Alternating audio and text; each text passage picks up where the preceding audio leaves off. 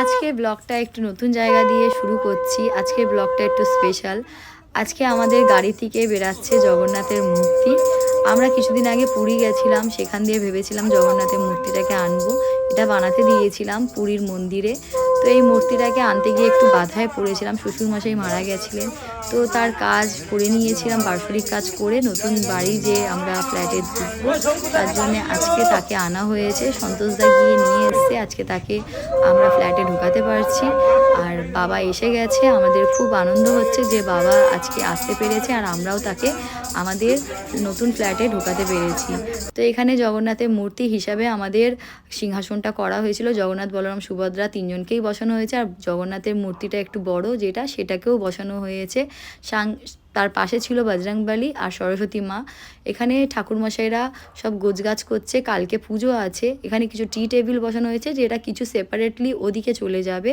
তো এখানে আমাদের ডেকোরেশনের কাজ চলছে, কালকে পুজো আছে। প্লাস আমরা কিছু লোককে ইনভাইট করেছি, বেশি বড় করে করিনি, নিজেদের মধ্যেই এই পুজোটা করে নিচ্ছি।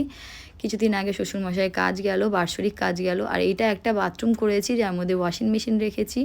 এখানে একটা ডুপ্লেক্স করা হয়েছে, এখানে ট্রেডমিল রাখা হয়েছে। এটা গিফটে পাওয়া, তপনদা আমাদের গিফট দিয়েছে, যে আমাদের আর্কিটেক্ট ছিল, যে আর্কিটেক্ট আছে মানে, সে দিয়েছে।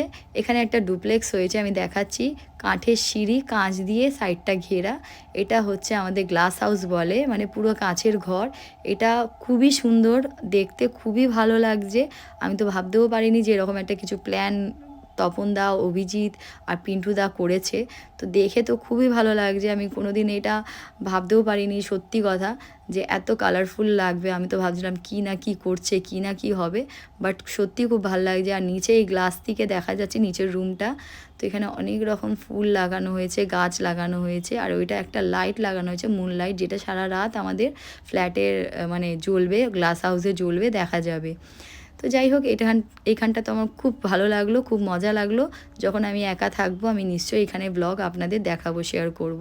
তারপরে আমি নিচে চলে গেলাম, একটু শর্টকাটেই আমি ভিডিওটা আজকে করব, তাড়াতাড়ি করব। এটা আমাদের ডাইনিং এরিয়া, পিন্টুদা কাজ বোঝাচ্ছে। এটা আমার কিচেন। আমরা সব কিছু নতুন কিনেছি, কিচ্ছু পুরনো জিনিস আমি নতুন ঘরে ঢোকাইনি, কিছু সব নতুন। পুরনো ঘরে পুরনো জিনিস রয়েছে। আর এখানে একটা আমার আলমারি করা হয়েছে, যেটা স্টোরেজ রুম করা হয়েছে, স্টোরেজ আলমারি করা হয়েছে, রুম নয়, সরি। তো আমি এখানে মাসকাবারি মাল ঢুকিয়ে দিয়েছি। আর এখানে হচ্ছে অভিরাজ, অনুষ্কার রুম। এটা অনুষ্কার রুম হচ্ছে, এটা অনুষ্কার বেডরুম।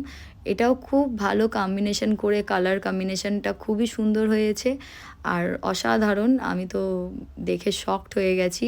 তো এই হচ্ছে বাথরুম ওদের। ওদের কমন বাথরুম রাখা হয়েছে দু ভাই বোনে। ওদের বেডরুমের সাথে কোনো বাথরুম অ্যাটাচ করা হয়নি। এটা অভিরাজের বেডরুম। তো অভিরাজের বেডরুমের কালার কম্বিনেশনটাও খুব সুন্দর ছিল। এটা তপনদার আইডিয়া ছিল, আমরা ভাবছিলাম কেমন হবে না হবে, বাট হয়ে যাওয়ার পর খুবই ভালো লাগছিলো। সবার খুব পছন্দ এই কালার কম্বিনেশনটা, সবাই খুব বলে যাচ্ছিল যে সবার কালার কম্বিনেশনটা খুব ভালো লাগছিলো। আর এইটা আমাদের মাস্টার বেডরুম, যেটা আমাদের বেডরুম। সেটাও দেখে আমি তো ভেবেছিলাম যে কী না কি হচ্ছে, কি কাজ হচ্ছে, তো দেখলাম যে সত্যি খুব সুন্দর হয়েছে। আর এটা হচ্ছে ওয়ার্কিং ওয়ার্ড্র, এটাও খুব সুন্দর হয়েছে, এটা আমার মনের পছন্দের জায়গা হয়েছে। আর আমাদের এটা হচ্ছে বাথরুম, এটা মাস্টার বাথরুম, যেটা খুব সুন্দর। কালার কম্বিনেশনটা এতটাই ভালো ছিল। তো আজকে ভিডিওটা এত অবধি রাখলাম, গুড নাইট।